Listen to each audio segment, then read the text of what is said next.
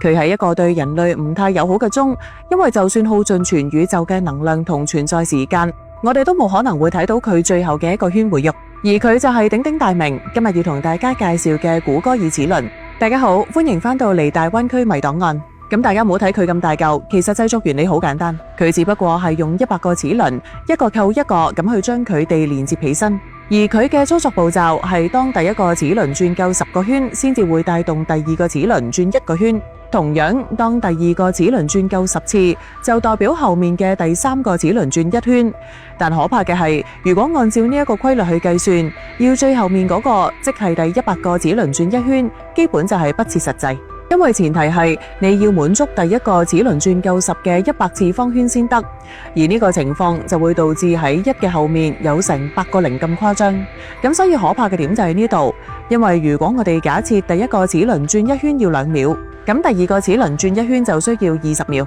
如此類推，到第5個齒輪轉1圈就將近要花費成6個鐘時間啦。更誇張嘅係，通過數學計算，按照整個人類約6000年嘅文明史嚟睇，你會發現呢一段時光僅僅夠推動第12個齒輪轉到得95%嘅進程。另外，到咗第17個齒輪轉完1圈，就又要花成足足6.34億年。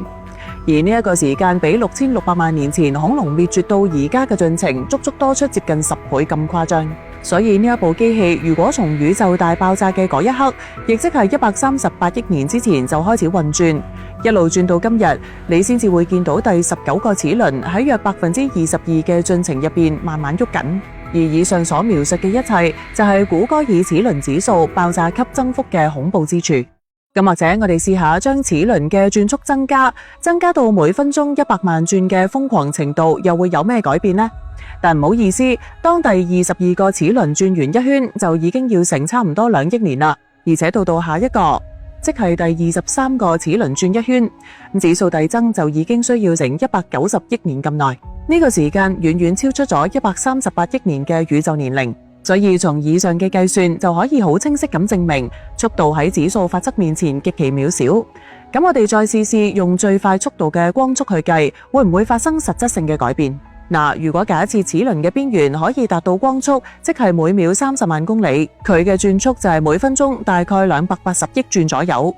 而喺呢個物理極限嘅速度之下，你會好開心咁發現，原本第10個齒輪以2秒1圈嘅基準，即係317年先轉完1圈嘅佢，喺光速嘅爆發力之下，會壓縮至短短嘅2.1秒。同樣，本來需要3170億年時間先轉到1圈嘅第18個齒輪，喺光速嘅加持下，都會大大縮減至7年。但係大家唔好開心得咁早，因為到咗第27個齒輪轉1圈，利用光速嘅情況下，依然需要成69億年咁耐。咁所以就算係人類已知最快速度，後面都仲有成73個齒輪處於絕對靜止嘅狀態。因此我哋喺時間嘅維度入邊，根本就冇辦法計得掂古戈爾齒輪。咁有人就諗，既然速度搞唔掂，我直接用隻手去擰最後嗰個齒輪咪得咯。不過掂下就得，但擰得喐佢嗰位就一定唔會係人類，因為齒輪喺減速嘅同時，會以同樣嘅倍數瘋狂放大扭力。所以如果你想直接扭喐第100個齒輪，所要克服嘅阻力就要經過100級齒輪嘅逐級放大，而呢一股能量會變成一個接近無限大嘅恐怖力量。事關就算動用可觀測宇宙嘅全部質能，結果都係一樣。因為經計算，驅動佢完成最後1圈所需要嘅總能量，相當於以宇宙總功率持續輸出超過10嘅81次方熱。但呢一個需求已經遠超宇宙本身嘅能量上限，所以喺指數法則嘅絕對尺度入邊，就連浩瀚嘅宇宙都顯得非常渺小。最後有趣嘅係，其實古戈爾 Google 呢一個名就係今日嘅 Google。但係搞笑嘅係，創始人喺註冊嗰時手快打錯咗字，因此之後先有咗呢一個我哋熟悉嘅 Google。咁今日就同大家傾到呢度，好多謝各位嘅捧場，我哋下期再見，拜拜。